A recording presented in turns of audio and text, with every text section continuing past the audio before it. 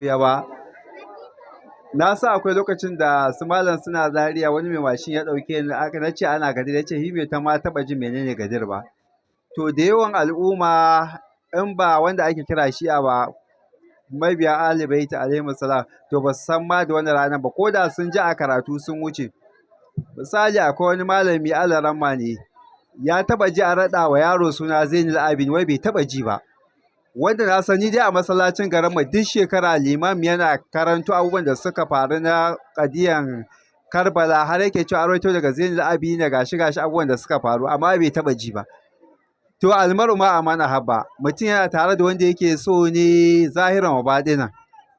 To wannan rani na gadir kamar yadda aka gani akwai takarda ma da ta ɗan ɗauki bayanan haka so samu wanda bai samu bai ɗan karɓa ya kwafi zai fi ganin cikakken bayanan wanda amma ana an kawo littattafai da yawa idan mutum ya je duba zai gani. Akwai kashe-kashen hadisai da malamai suka yi, akwai sahihi, akwai hasan, akwai da'if, akwai maudu da sauransu na hadisai. Sai aka ce hadisin sahihu shine mafi inganci, shine first class na hadisi. Amma me sharaɗansa? Daga ciki akwai a misali ittisali sanad da kuma tamu dabdi. Suwaye sanad waɗanda suka rawaito hadisin? Duk duniya ba hadisin da aka rawaito shi mutane da irin hadisin gadir. Wani hadisin kila mutum biyar ne a gaban manzo sallallahu alaihi wasallam zai ce kaza ko ya aikata kaza. Wani mutum goma wani abin nan kila ma ba a samu dubbai ba amma gadir an yi a gaban dubban mutane ne. Da haka duk duniya ba hadisi mai inganci irin hadisin gadir. Domin ana akalla sahabbai sama da 100 da wani abu ne aka yi a gabansu. Abubuwa sun gabata kafin gadir wanda a dunkule Allah ya ci dan adam da ya bauta masa bautan da ya kwana ba har ya saukar da littattafai. Bayan kowa annabi ya tafi yakan bar wasiyinsa kafin Allah ya ƙara aiko na annabi. To manzo sallallahu alaihi wasallam ba wani annabi bayansa. Da haka shine a haƙu da ya ce ga wanda za a bi.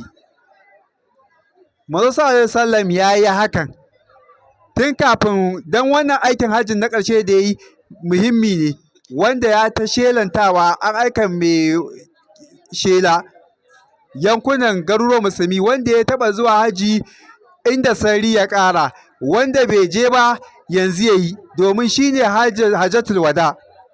Akwai saƙon da Allah yake so ya isar. Malaka Jibril ta zuwa manzo sallallahu alaihi wasallam isar da wannan saƙon saboda nauyin saƙon. Wanda wanne saƙo ne shine ga wanda zai zama halifansa bayansa. Wanda ayoyin alƙur'ani sun ta magana ba yana ta kawo su ba. Misali akwai ayar da take cewa inna ma anta munzir annabi kai mai gargadi ne wali kulli qaumin had kowane mutane akwai mai shiryar da su. Manzo sallallahu alaihi wasallam ya ce Imam Ali bi ka ya talmu ta duniya da kai masu shiriwa suke shiriwa. Da ba din Imam Ali ba da ba a san su ayi mu'mini bayan annabi ba. A ina ka haifi Imam Ali a Ka'aba ina na kibla musulmi Ka'aba ana nuna ma ne bayan annabi ga wanda zaka fuskanta mafuskantanka ba bisa hadari bane. Ka'aba ta tsage mahaifiyarsa ta shiga aka haife shi ya kwanaki a ci kuma ta tsage ya fito an ya buɗe ya ƙi buɗe wannan yin Allah ne. Ana nuna ma ne gashi. Manzo sallallahu alaihi wasallam ya san abin da zai faru. A ƙarshe ma dai Allah ya saukar da ya aure rasul ballik ma unzila ilayka min rabbik ya kai wannan manzo ka isar da abin da aka saukar daga ubangijinka. Wa lam tafal idan baka isar ba fa ma ballagata risalata ko risalati. Duk saƙon da kai cikin shekara 23 in wannan saƙon na gadir baka isa ba to duk saƙon ma da kai zero. Allah ya ɓata shi. Dan Allah dan annabi mu tsaya mu duba wannan aya din. Wannan saƙon ka ce Imam Ali shine magajinka idan baka yi ba annabi ya san nauyin abun za a samu masu tawaye. Allah ya ce to idan baka yi ba wani aya ne na Madina so su ba ya zaga cikin surorin da suka sauka a ƙarshen rayuwar Manzo sallallahu alaihi wasallam. Idan baka aikata haka ba to fa ma balagta risalati ko risalatu duk sauran sakon ma da kai kawo ya baci wallahi su muka mena Allah zai kare kai daga mutane in kana tsoron gunaguni. Bayan an zo wannan wuri na gadir matattarar ruwa ne mahaɗa ne. Misali in ba da misali da nan unguwan bawa. Unguwan bawa ta haɗa mahaɗe akwai wanda zai yi Abuja akwai wanda zai yi Kano akwai wanda zai yi Zaria. To misali ne ke bayarwa to haka matattaran mahaɗan gadir ta abin nan. mutanen musulmin duniya wannan zai yi nan. Manzo sallallahu alaihi wasallam malaka jibril ya samu annabi a wajen, annabi ya ce a je a ce na wanda suka yi gaba su dawo a jira na baya. Har abin da ya fara kamar ce aka koma ga littattafai na an bayar, akwai tafsirai, akwai hadisai, akwai littattafan tarihi. An duba takardar da aka raba za a ga duk ga littattafan nan, kuma littattafan sunna ne. Abin da ya faru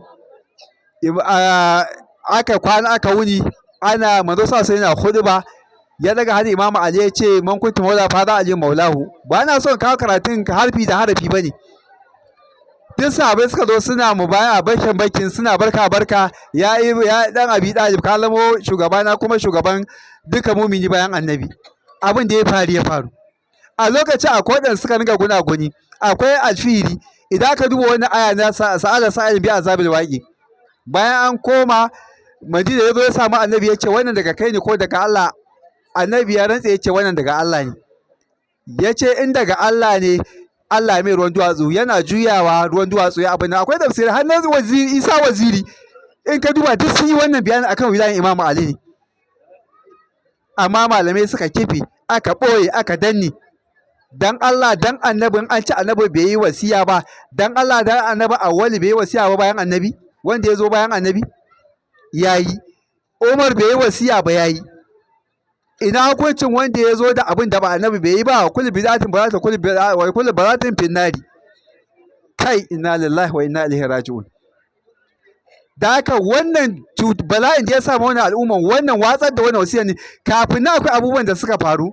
Misali, mara na kwanciyar jinyar manzo sallallahu ya ce a kawo masa littafi tawada da abin rubutu, ya rubuta idan abin dan an bi bala ba ta baka ce ba a so. Tun daga nan aka fara takun. Annabi ya ce a tashi a bashi wuri, yayi fushi kuma yayin farati bai abin nan ba, ya ce ai kaza ba, ya ce a barin dinan Usama ba abubuwa dai gashin duk malamai sun abin nan. To duk wannan bacewan da wannan masifan da ya samu wannan al'umma bin kin wannan wasiyan manzo sallallahu alaihi wasallam ne. Akwai malam wannan Nazare Nijar, malamin sunna ne a da. Abin ya zo ma zai tambayan ƙura a wajen ma yana zuwa akwai sabon amsarsa. Daga cikin abubuwan da aka ce annabi ya yi wasiya, annabi ya yi wasiyan abubuwa 3 amma an manta ɗaya. Yanzu ko mahaifinka ne yana rashin lafiya ya ce ai kaza a ce an mance, ko ba a rubuta da biro da takarda ba. A cikin abubuwan da annabi ya faɗa shine Imam Ali ya zama halifa bayansa, aka ce an mance. Inna lillahi wa inna ilaihi raji'un. To a wannan ne bincike ya gano har ya zama mabiyan ahli baiti. Kwanaki akwai wani gidan jarida da suka yi hira da ni, an yi watanni. Nake wannan maganar malam ne ma, ba za ka taɓa da wuya ka ji an ce wani ɗan shi'a ya koma sunna. Example, da wuya ka da an ce musulmi ya yi ridda, ana samu amma a miliyan da wuya a samu ɗaya. A yan shi'a miliyan da wuya a samu ɗaya ya koma sunna, amma a kullum ana samun manya-manyan malaman sunna suna dawowa shi'a. Ana samun wanda ba musulmi ba yana musulunta. Musulunci gaskiya ne. Me dalili? Shi'a ba sa ƙarya. In dai lahi sa aka ce karka bincika kafu amma ka kama baki, wallahi ta in dai zaka bincika da buɗe da zuciya zaka gane ina ne. Yanzu wani abin da yake faruwa yakin Iran da kafirin duniya, dan Allah da Annabi ya nuna ma ina ne musuluncin yake ba. Dan Allah da har sai yaushe, har sai mutum ya tsinci kanshi a cikin kabari. To da haka Imam Ali a wurare tun manzo sallallahu alaihi wasallam yana raye shi ya zai ci wannan addini. Za ta ai wani jarumi ne, shedan baya zuwa inda yake kaza, amma ba a je yakin Khaibar ba, an kasa bude ba a je Khandak ba. Ibn Abdulwud yana cewa wanda yake so ya shiga aljanna ya zo a kwama, ba wanda ya tari. Amma ya zo a ce masu wani jarumai a ina? Wannan Imam Ali da muke magatun annabi ya shi ne wasiyinsa, magajinsa, to duk shi ya ci wannan addini a Badar, a Khaibar, a ina ne. Kuma mun faɗa mun nanata duk wani iskancin da ake a duniya na a ci mutuncin musulmi da me, in ba shi an Imam Ali ba, wallahi talla ba za a iya kwatan kai ba. Saudiyan ta zo, Najeriyan ta zo, ko ina ma su zo.